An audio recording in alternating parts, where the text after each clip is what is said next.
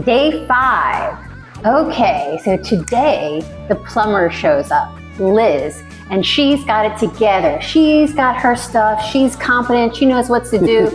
But then she walks in here and she's like, where's the subfloor? So, she's a little bit confused, but, just rolls off her back. She says, I'll do what I can do, and then I'll come back when the subfloor is in.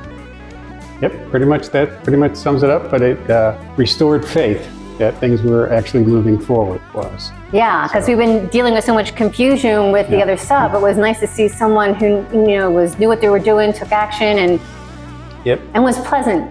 Yeah, really sweet person, but very comforting. And tomorrow the subfloor goes in. Yay! Okay.